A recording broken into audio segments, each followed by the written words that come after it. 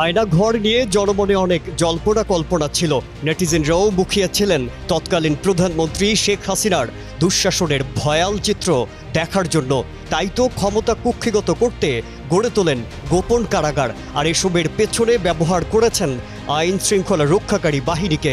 Police প্রধান ভূমিকায় থাকলেও বাদ যায়নি র্যাব সহ গোয়েন্দা সংস্থা।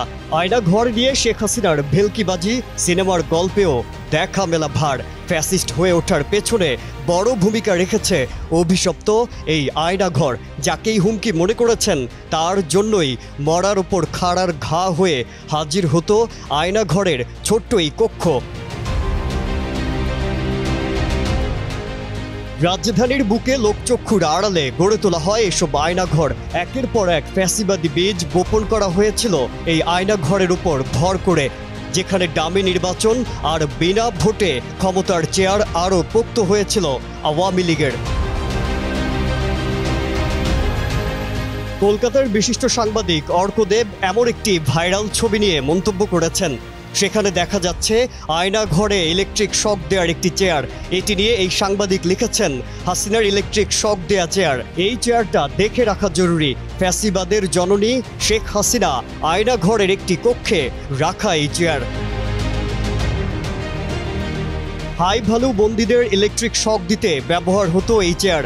ডিজিএফআই এর counter terrorism intelligence bureau CTIB এই আয়না ঘরের দায়িত্বে ছিল। সারাক্ষণ অ্যাডজাস্ট ফ্যান চলতো এই ঘরগুলিতে। ফ্যান বন্ধ হলেই কান্না আর গোঙানির শব্দ শুনতে পাওয়া যেত। আজ থেকে গোটা বিশ্ব আয়না ঘরের সব ছবি দেখবে। এছাড়াও আয়না ঘরের অসংখ্য ছবি সামাজিক মাধ্যমে ছড়িয়ে পড়তেই হুমড়ি খেয়ে পড়েছে নেটিজেনরা। ফ্যাসিস্ট হাসিনা কতটা ভয়ানক ছিল তার প্রমাণ এই আয়না ঘর, এমনটি মনে করেন সোশ্যাল মিডিয়া ব্যবহারকারীরা। অনেকেই মানুষ হত্যাকারী খুনি হাসিনার বিচার দাবি করেছেন।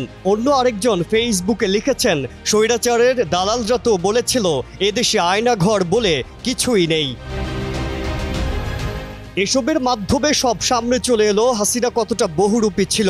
মানুষকে এভাবে কতটা কষ্ট দিয়েও বন্দি করে রাখা যায়। আয়না ঘরের ভয়ানক এসব চিত্র দেখে অবাক হয়ে যান স্বয়ং অন্তর্বর্তী সরকারের প্রধান উপদেষ্টা সহ উপস্থিত অন্যান্য উপদেষ্টা ও দেশ বিদেশের গণমাধ্যম কর্মীরা।